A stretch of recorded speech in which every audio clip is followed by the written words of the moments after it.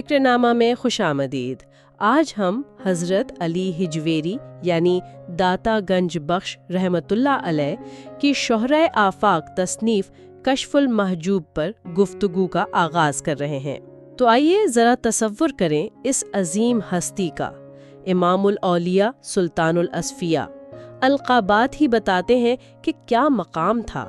حضرت سید علی بن عثمان الجلابی سمل حجویری، ہم سب انہیں حضرت داتا گنج بخش کے نام سے جانتے ہیں۔ ان کا نام لیں تو فوراً لاہور ذہن میں آتا ہے۔ یہ شہر تو جیسے ان کی نسبت سے ہی پہچانا جاتا ہے۔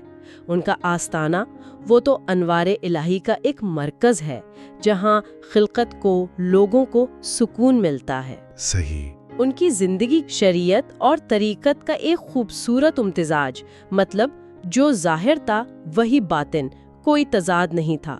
اور ان کا فیض وہ کسی ایک گروہ کے لیے نہیں تھا، بلکہ ہر عام، ہر خاص، سب اس سے سیراب ہوئے۔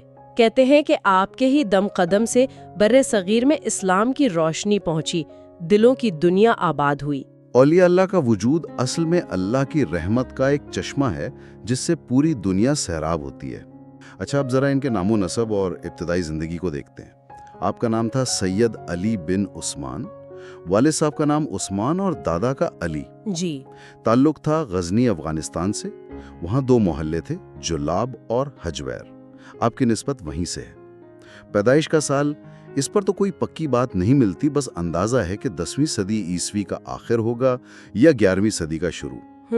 تاریخ میں یہ ابہام رہتا ہے۔ جی، لیکن علم کی پیاس وہ آپ کو کہاں کہاں لے گئی۔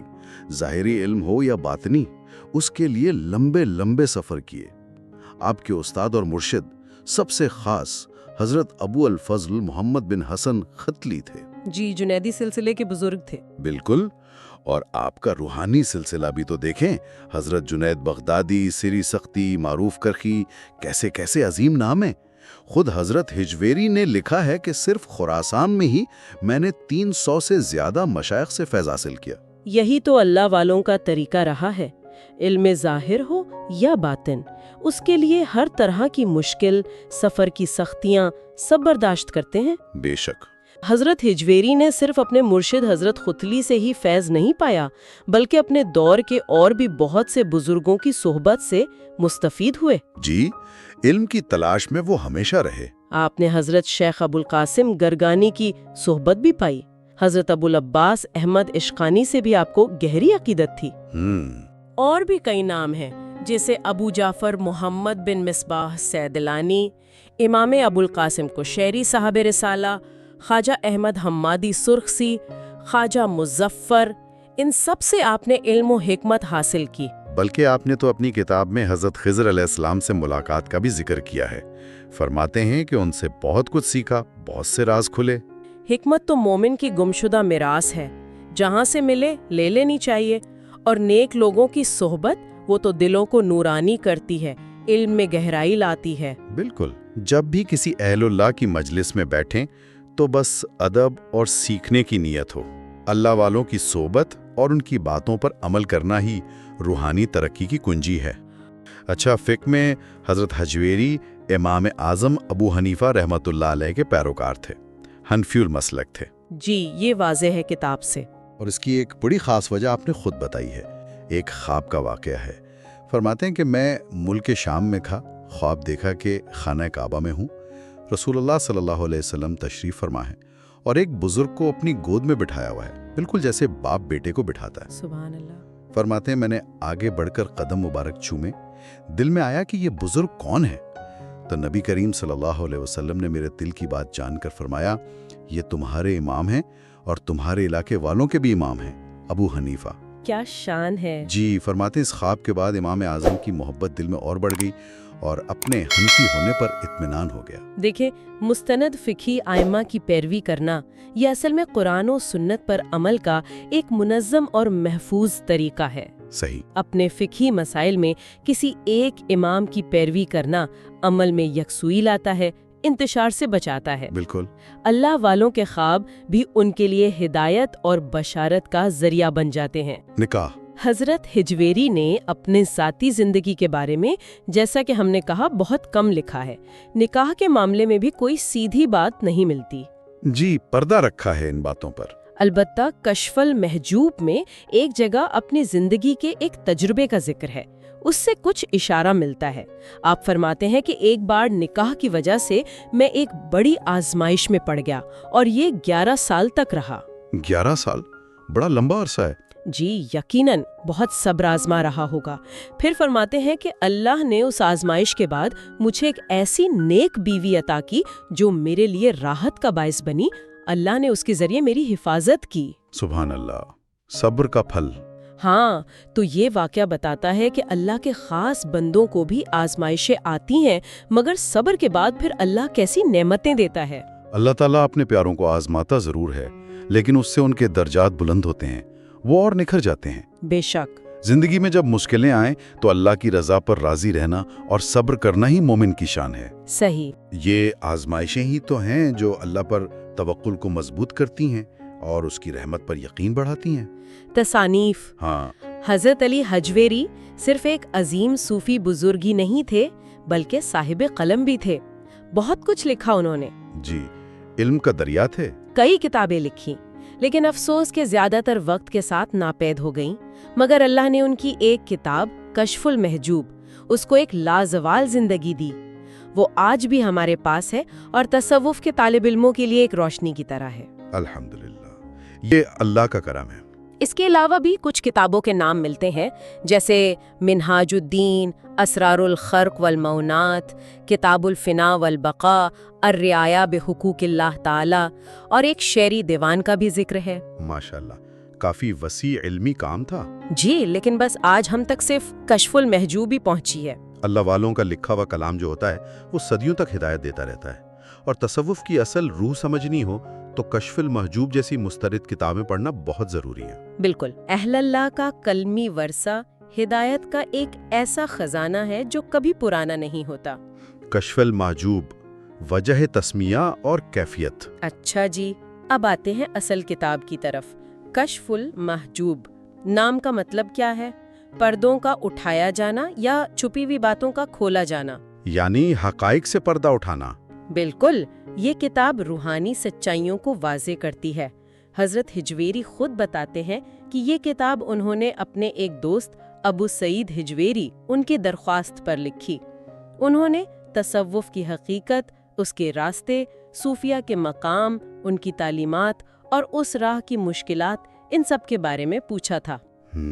تو کتاب کا مقصد کیا ہوا؟ تصوف کی اصل روح کو واضح کرنا، یہ بتانا کہ شریعت سے اس کا کتنا گہرا تعلق ہے، صوفیانہ اصطلاحات کو سمجھانا اور جو اس راہ پر چلنا چاہتے ہیں ان کی رہنمائی کرنا۔ جی، بہت اہم کام تھا۔ اور یہ فارسی زبان میں تصوف پر لکھی گئی شروع کی کتابوں میں سے ہے، اور شاید سب سے جامع، ایک طرح سے انسائکلوپیڈیا سمجھ لیں۔ نظریاتی بحث بھی ہے، عملی پہلو بھی، اور زبان ایسی ہے، انداز ایسا ہے کہ ہر کوئی سمجھ سکتا ہے، فائدہ اٹھا سکتا ہے۔ سچا علم تو دل کی آنکھیں کھولتا ہے، پردے ہٹاتا ہے، حقیقت دکھاتا ہے، اور تصوف کو ہمیشہ شریعت کی کسوٹی پر پرکھنا چاہیے، جیسا کہ اس کتاب میں کیا گیا ہے۔ جی بالکل۔ کشف المحجوب تصوف کی ایک ایسی مستند اور مکمل تشریح ہے جو پوری طرح شریعت کے مطابق ہے۔ کشف المحجوب صوفیہ کرام اور مورخین کی نظر میں کشف المحجوب لکھی گئی اور فوراً ہی اللہ والوں میں، علم والوں میں اسے بہت مقبولیت ملی۔ جی، ہاتھوں ہاتھ لیا گیا۔ اس کی قدر و منزلت کا اندازہ ایک مشہور قول سے ہوتا ہے جو حضرت نظام الدین اولیاء محبوب الہی رحمت اللہ علیہ سے منسوب ہے۔ اچھا، کیا قول ہے؟ کہتے ہیں کہ فرمایا، جس کا کوئی پیر نہ ہو وہ اگر کشف المحجوب پڑھ لے تو اسے مرشد کامل مل جائے گا۔ اب اس قول کی سند پر تو بات ہو سکتی ہے، لیکن یہ کتاب کی عظمت اور اس کی تاثیر کو تو ظاہر کرتا ہے۔ یقیناً بہت بڑی بات ہے۔ اور بعد میں جتنے بھی بڑے صوفیہ آئے، تذکرہ لکھنے والے آئے، تقریباً سب نے اس کتاب کو تصوف کی بنیادی اور سب سے مستند کتابوں میں مانا ہے۔ اس کی یہ جو دائمی مقبولیت ہے، شاید اس کا راز مصنف کے خلوص میں ہے، ان کے علم کی گہرائی میں ہے اور شریعت کی پابندی میں ہے۔ جو بات سچے دل سے اللہ کے لیے لکھی جائے، اللہ اسے لوگوں کے دلوں میں جگہ دے ہی دیتا ہے۔ اور بزرگوں کی مستند کتابیں وہ تو روحانی سفر میں بہترین رہنما ہوتی ہیں۔ صحیح کہا۔ کشف المحجوب صدیوں سے راہ سلوک کے مسافروں اور تصوف کے محققین کے لیے ایک بنیادی رہنما کتاب رہی ہے۔ کشف المحجوب بحیثیت ماخذ کتب تصوف۔ کشف المحجوب کی ایک اور بہت بڑی اہمیت یہ ہے کہ اس نے خاص طور پر فارسی زبان میں بعد میں لکھی جانے والی تصوف کی کتابوں کے لیے ایک بنیاد کا کام کیا۔ جی، ایک طرح سے ماخذ بن گئی۔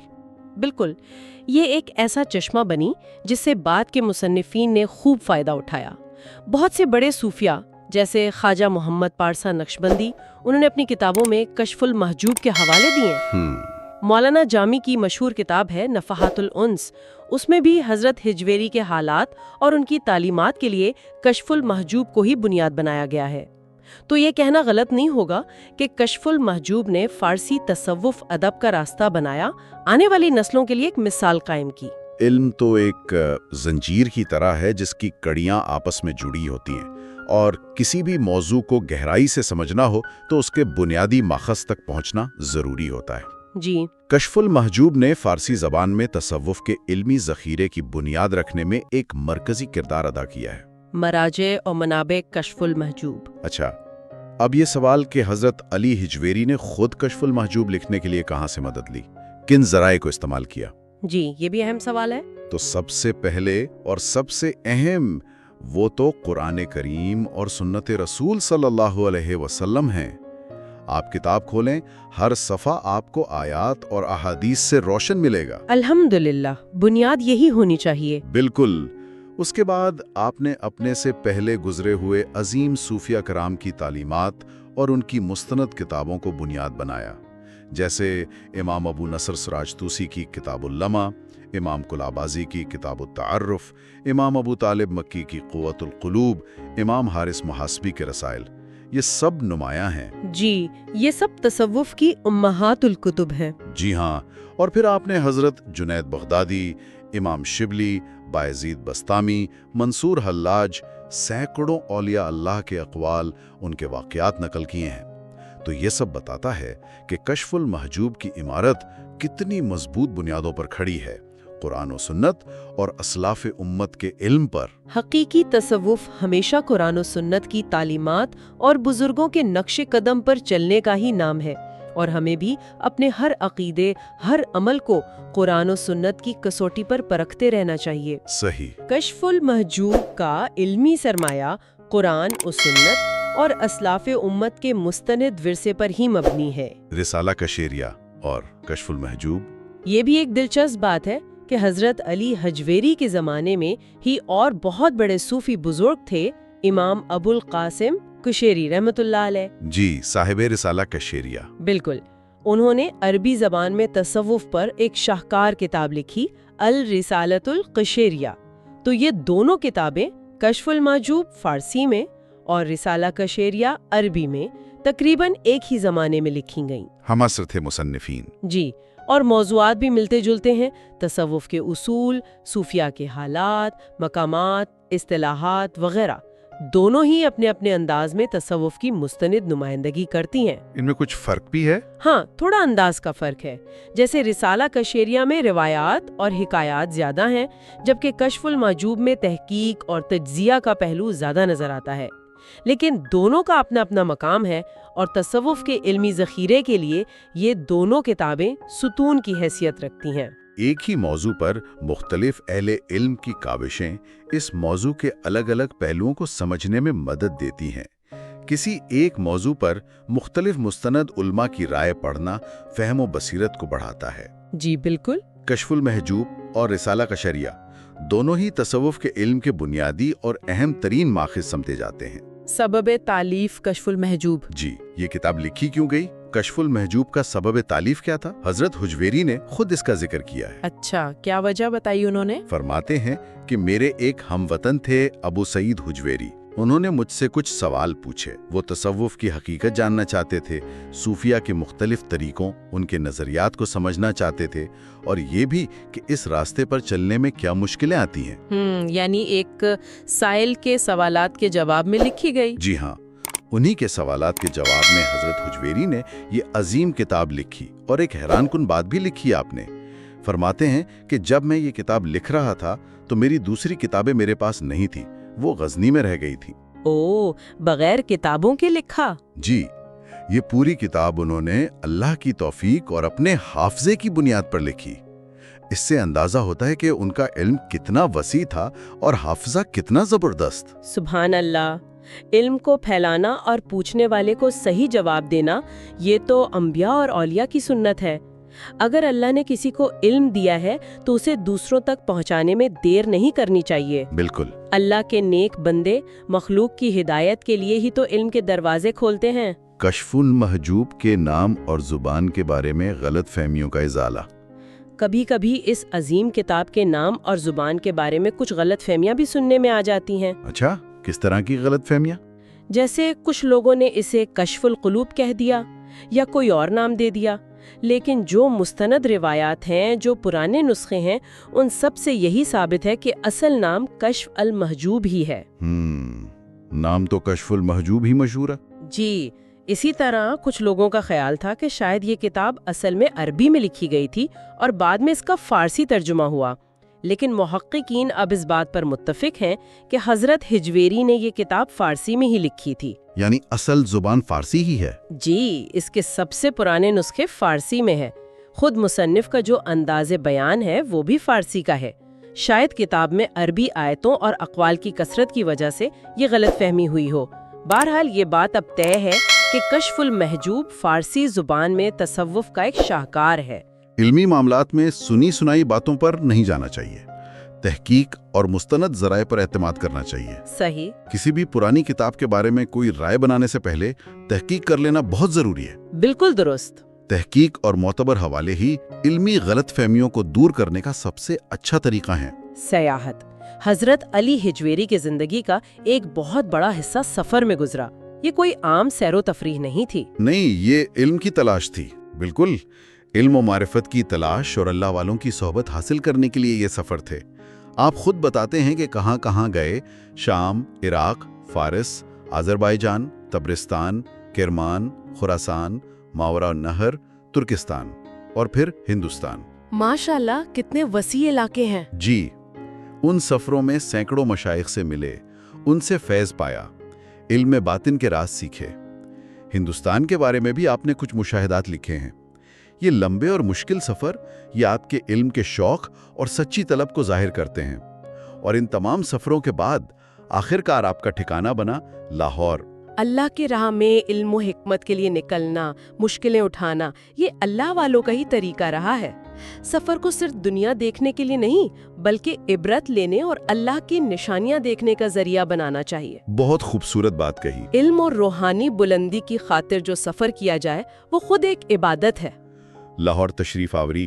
حضرت حجویری لاہور کب آئے، کیسے آئے، اس بارے میں ایک روایت بہت مشہور ہے۔ جی، وہ مرشد کے حکم والی روایت۔ جی ہاں، کہ آپ کو اپنے مرشد حضرت ختلی نے لاہور جانے کا حکم دیا۔ مشہور روایت میں ہے کہ آپ نے شروع میں کچھ تردد کیا کیونکہ وہاں پہلے سے ایک بزرگ موجود تھے، مگر پھر مرشد کا حکم تھا تو چل پڑے۔ جب لاہور پہنچے تو دیکھا کہ ان بزرگ کا جنازہ اٹھ رہا ہے۔ عجب اتفاق۔ جی، آپ نے نماز جنازہ پڑھائی اور پھر یہیں ٹھہر گئے۔ لیکن مورخین جو ہیں وہ اس روایت کی تفصیلات پر یا آنے کی تاریخ پر پوری طرح متفق نہیں ہے۔ اچھا، تو زیادہ امکان کس بات کا ہے؟ زیادہ قرین قیاس یہ لگتا ہے کہ آپ 11ویں صدی عیسوی کے وسط میں غالباً غزنوی سلطان مسعود کے زمانے میں لاہور آئے۔ تاریخ جو بھی ہو، یہ حقیقت ہے کہ زندگی کا آخری حصہ آپ نے اسی شہر میں گزارا اور یہیں آپ مدفون ہوئے۔ مرشد کامل کے حکم کے آگے سر جھکا دینا، یہی تو مرید کی کامیابی ہے۔ اپنے استادوں اور بزرگوں کی بات ادب سے سننی چاہیے اور اس پر عمل کی کوشش کرنی چاہیے۔ بے شک۔ اللہ والے جہاں بھی جاتے ہیں اللہ کے حکم سے اور اپنے مرشد کی رہنمائی سے ہی جاتے ہیں۔ حقائق و شواہد، آثار و شواہد۔ تاریخ سے یہ بات تو ثابت ہے کہ حضرت حجویری نے اپنی زندگی کا آخری حصہ لاہور میں گزارا اور یہیں ان کا وصال ہوا۔ اس وقت لاہور غزنوی سلطنت کا ایک اہم شہر بن رہا تھا۔ جی، اس کی اہمیت بڑھ رہی تھی، اور آپ کے آنے سے اس شہر کی روحانی حیثیت بہت بلند ہو گئی۔ آپ کے وصال کے سال کے بارے میں جیسا کہ ہم نے پہلے ذکر کیا، مختلف روایات ہیں۔ 456 ہجری، 465 ہجری، 469 ہجری۔ اختلاف ہے جی، لیکن زیادہ تر محققین 465 ہجری یعنی تقریباً 1072 عیسوی کو زیادہ درست مانتے ہیں۔ آپ کا مزار مبارک آج بھی لاہور میں بھاٹی دروازے کے پاس مرجع خلائق ہے، لوگ دور دور سے آتے ہیں۔ اسی مزار کی وجہ سے تو لاہور کو داتا کی نگری کہتے ہیں۔ جی، یہ نسبت بہت گہری ہے۔ علامہ اقبال کا وہ شعر یاد آتا ہے، سید ہجویر مخدوم امم، مرقد او پیر سنجر را حرم۔ کیا خوب کہا ہے۔ یعنی سید ہجویر امتوں کے سردار ہیں، اور ان کا مزار تو خواجہ معین الدین چشتی جیسے بزرگ کے لیے بھی حرم کی طرح مقدس ہے۔ اللہ کے پیارے بندوں کا وجود شہروں اور بستیوں کے لیے رحمت اور برکت بن جاتا ہے۔ اولیاء اللہ کے مزارات پر ادب کے ساتھ جانا چاہیے اور ان کے لیے ایصال ثواب کرنا چاہیے۔ بالکل۔ حضرت داتا گنج بخش کا مزار اقدس آج بھی لاہور کی روحانی پہچان ہے۔ سال وصال۔ تو جیسا کہ ہم نے ابھی بات کی، حضرت ہجویری کے سال وصال پر مورخین میں اختلاف ہے۔ جی، مختلف تاریخیں ملتی ہیں۔ پرانے تذکروں میں 456 ہے، 464 ہے، 465 ہے، 469 ہے، یہ سب تاریخیں ملتی ہیں۔ بعد کے محققین نے ان سب کا جائزہ لیا ہے اور زیادہ تر کی رائے 465 یعنی 1072 یا 73 عیسوی کی طرف ہے۔ تو حتمی طور پر کچھ کہنا مشکل ہے۔ جی، حتمی طور پر کسی ایک تاریخ پر سب کا اتفاق نہیں ہے، لیکن اصل بات یہ ہے کہ تاریخوں کے اس اختلاف سے آپ کی عظمت پر، آپ کے روحانی فیض پر کوئی فرق نہیں پڑتا۔ آپ کی تعلیمات آج بھی زندہ ہے اور آپ کا فیض آج بھی جاری ہے۔ بزرگوں کی تاریخ پیدائش یا وفات میں اختلاف ہو سکتا ہے، مگر اصل چیز ان کی تعلیمات اور ان کا روحانی فیض ہے۔ ہمیں تو ان کی زندگی سے سبق لینے پر توجہ دینی چاہیے، نہ کہ ان تفصیلات میں الجھنے پر۔ صحیح فرمایا۔ اولیاء اللہ جسمانی طور پر پردہ فرما جاتے ہیں، لیکن ان کا روحانی فیض کبھی ختم نہیں ہوتا، وہ قیامت تک جاری رہتا ہے۔ مزار پرانوار لاہور میں حضرت داتا گنج بخش کا روضہ اقدس بر صغیر کے مسلمانوں کے لیے ایک بہت بڑا روحانی مرکز ہے۔ جی، دلوں کا سکون ہے وہاں۔ صدیوں سے لاکھوں لوگ وہاں حاضری دیتے ہیں، دور دور سے آتے ہیں، دعائیں مانگتے ہیں، اپنی مشکلیں بیان کرتے ہیں، آپ کے وسیلے سے اللہ کے رحمت مانگتے ہیں۔ شہزادہ دارا شکو نے آپ کو گنج بخش کہا تھا، خزانے بخشنے والا۔ ایک اور بزرگ تھے متقی علی الدین کرمانی، انہوں نے فرمایا کہ آپ کا روضہ حاجت مندوں کی پناہ گاہ ہے۔ اللہ اللہ۔ یہ مزار لاہور شہر کے پرانے حصے میں ہے اور آج بھی ہر خاص و عام کے لیے فیض کا ایک جاری چشمہ ہے۔ اللہ تعالیٰ اپنے محبوب بندوں سے نسبت رکھنے والی جگہوں کو بھی برکت والا بنا دیتا ہے۔ مزارات پر حاضری کے وقت دنیاوی حاجات کے ساتھ ساتھ اپنی روحانی اصلاح اور اللہ کے قرب کی دعا بھی ضرور کرنی چاہیے۔ بہت اہم بات ہے۔ حضرت داتا گنج بخش کا مزار اقدس بر صغیر کے مسلمانوں کے دلوں میں ایک بہت خاص مقام رکھتا ہے۔ مقدمہ از کشف المحجوب۔ آئیے اب براہ راست کشف المحجوب کے متن میں چلتے ہیں۔ حضرت ہجویری کتاب کا آغاز کیسے کرتے ہیں؟ اللہ کی حمد و ثنا اور نبی کریم صلی اللہ علیہ وسلم پر درود و سلام سے۔ جی، یہی طریقہ ہے۔ پھر ایک بہت ہی جامع، بہت خوبصورت دعا مانگتے ہیں۔